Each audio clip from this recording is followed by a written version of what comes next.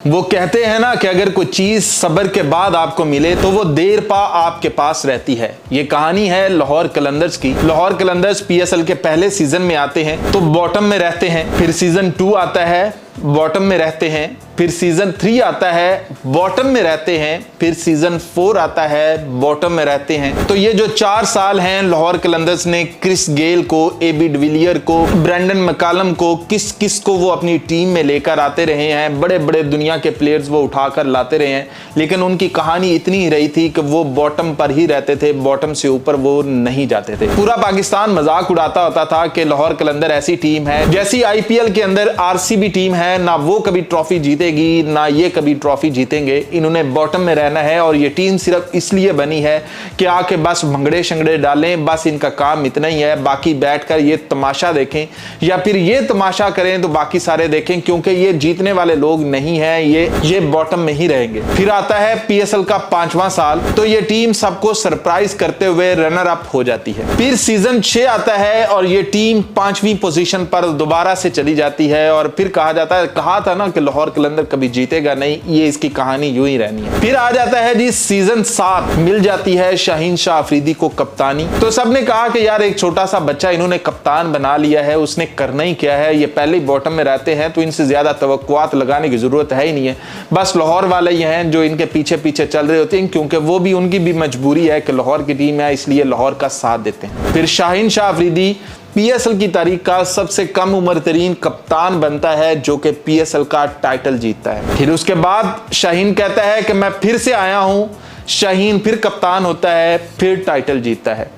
उसके बाद फिर बारी आती है तो शाहीन चूक जाता है, उसकी टीम जो है वो टाइटल नहीं जीत पाती है, तो सारे कहते हैं कि यार कहानी खत्म हो गई, जो ये 2 बार इन्होंने चैंपियन बनना था बन लिया, अब देखना ये टीम डे बाय डे नीचे चली जाएगी, क्योंकि पहले इनके पास राशिद खान था, फलाना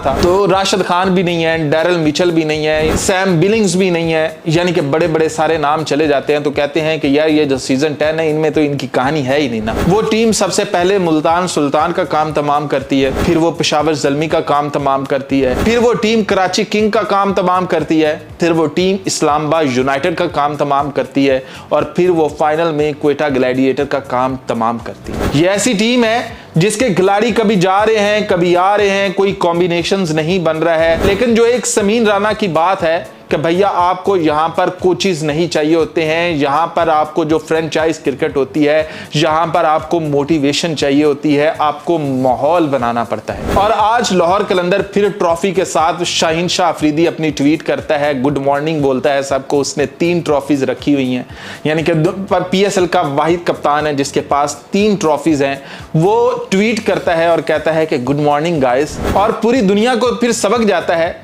कि आपके पास कोच नहीं है, आपके पास कोई फिजिकल ट्रेनर नहीं है, आपकी टीम का एक एक बंदा इंजर्ड हो जाता है, कभी आसफ अली इंजर्ड होता है, कभी फखर जमान की उंगली से खून निकलने लग जाता है, कभी आपके प्लेयर थके हुए होते हैं, कुछ भी होता है, लेकिन अगर आप में जीतने का पैशन हो, अगर आपके अंदर एक ही सोच हो कि भी हमने ये ट्रॉफी उठानी है, फिर दुनिया की कोई ताकत आपको रोक नहीं सकती है। और शाहीन का यही कहना है कि भाई मैं ये नहीं रोता कि मेरे पास ये नहीं है, मेरे पास वो नहीं है, मेरे पास फलाना कीपर नहीं है, मेरे पास फलाना फास्ट बॉलर नहीं है, मेरे पास जो टीम है ना, मैं भी इस टीम में ना रहूं, मैं भी इस टीम से निकल जाऊं, मुझे निकाल दिया जाए, फिर भी ये टीम चैंपियन है, क्योंकि जिस तरह से ये माहौल क्रिएट करते हैं ऐसा कोई नहीं करता। जिस तरह से लाहौर कलंदर्स ने अपने कैंप को रखा हुआ है, एक फैमिली की तरह रखा हुआ है, फिर इनामात की बारिश होती है, कहीं पर तो हेयर ड्रायर दिया जाता है लेकिन इधर गोल्ड प्लेटेड आईफोन दिया जाता है। तो डिफरेंस आपको